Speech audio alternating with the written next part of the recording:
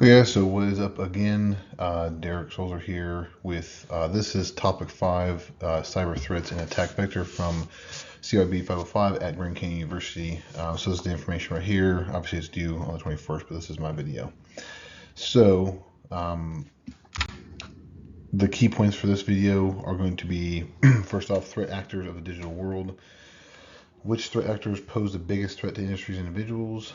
The bad actors within cyberspace, potential system attacks, and the actors that might perform them, and then the difference between a threat and a vulnerability, and then along with a couple other slides as well. So there are many threat actors, including, and these are all of them, the advanced persistent threats, APTs, cyber terrorism, script kiddies, cyber criminals, hacktivists, industrial espionage relating to intellectual property, insider threats, and then in the next couple slides we'll discuss in detail these. Right. So APT, cyber terrorism, script kiddies. So I have them all here broken down. So what is a advanced persistent threat APT? An APT is essentially an actor or somebody who is uses continuous out of their computer range, clandestine and usually sophisticated hacking techniques to gain access to a system, and they use that to remain inside of that system or on a network or whatever for a long period of time, so that way they can get the most, they can do the most damage, and they can also, obviously, as I have right here, potentially destructive consequences, of course, because they stay in it so long, they can extract more information as they go along. So next, what is cyber terrorism? So cyber terrorism is a politically motivated attack, and these attacks are, it was not just politically motivated, but it can be politically motivated. They exploit computer communication or networks to cause sufficient destruction or disruption within a society, and they also, they try to do it to instill fear and intimidation and all that other stuff, as you would think that they would by the words of terrorism inside of it.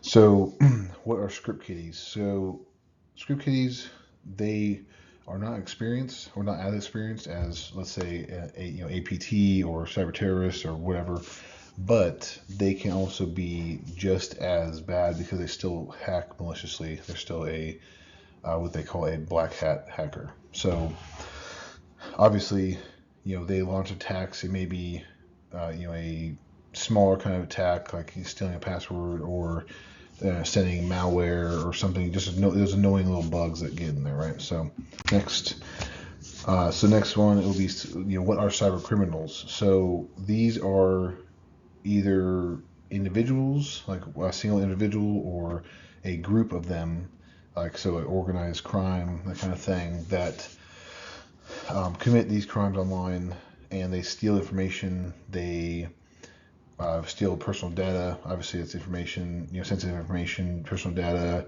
and other information data that by means of technology. So they steal passwords. They steal information from businesses, financial records, all that stuff. That's what they do. They do it for a lot of different things. Obviously, they get paid or they use that for money. So, what is industrial espionage relating to intellectual property? So, industrial espionage is essentially the sale and trade of secrets and intellectual property. It also includes classified, secret, top secret, all that stuff, classified, and for or non-public information. So businesses have proprietary information they don't want to leak to the public, but they can steal that through industrial espionage to sell to competitors or that kind of stuff. So, or competitors will do it to other businesses, as have many times in the past a bit. So what are the insider threats? So insider threats can be, and usually are, very dangerous, right? So these are people who work for a company, or they have worked for a company, and essentially what they do is they get blueprints, they get all this information from the company before they leave or just during when they're there or whatever, and they exploit the information and sell it, or they get files and all this other stuff and they sell the information, or they give the information away to leak out to the public or people who should not have the information. So, which actor poses the biggest threat, right? So this is from one of my slides from last week, but I had to go over it in this video as well. So cybercriminals pose a very large security risk, mainly because they do not just work alone or all the time. They don't always work alone. They can work alone, obviously, if they are like that, but they can also work by themselves, and which is, by themselves and with a gang or team or whatever you want to call it.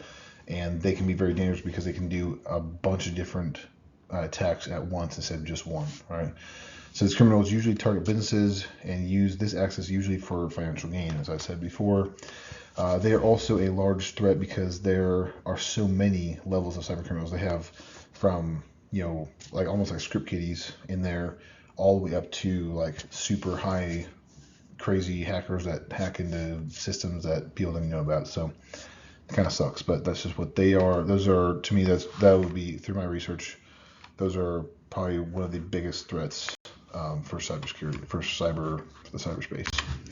So bad actors in cyberspace. So script kiddies, hacktivists, organized crime hackers, and cyber actors are some major bad actors in cyberspace. I went over this before a little bit, so I won't go over it a ton, but this is kind of right here. Script kiddies, low-level, non-experienced or inexperienced hackers. They hack through existing pathways instead of, they usually hack through existing programs instead of like making up, or not making, but making pathways into a system or through a security to become a threat.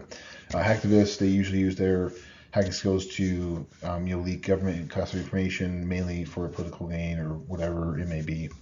Organized crime hackers, as I said before, they are groups of people who have extremely advanced technology and they use that to commit crimes, export illegal goods. They can, change roadways or any that kind of thing to conduct their operations, their illegal operations. Insider actors, of course, as I just said, they are employees or former employees who have had access to documents, devices, data, and other information, and then they exploit that information maliciously. So different attacks for different actors. This is maybe sounds kind of redundant, but usually they use phishing for script kiddies. It's a little bit easier. They can get into emails, that kind of thing. You click on a link, boom, you're hacked. Hacktivists use data theft and disrupted denial of service, DDoS, and website defacement.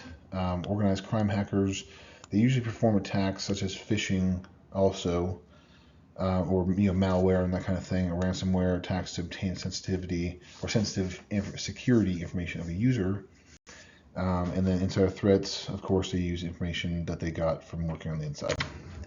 So potential attacks include, but are not limited to, right here, malware, denial of service, man in the middle, phishing, SQL injection, password attacks. There's plenty more. Those are ones I came up with through research, and those are pretty important ones to know.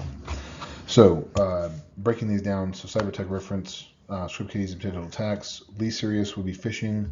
Most serious, password hacking. This is for a hospital. In my class, we have this is for a hospital scenario.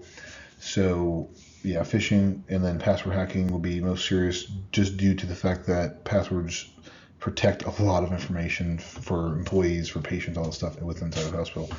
Hacktivists and potential attacks, least serious, social account attacks, which can be kind of serious but not as serious, but DDoS attacks are even more serious.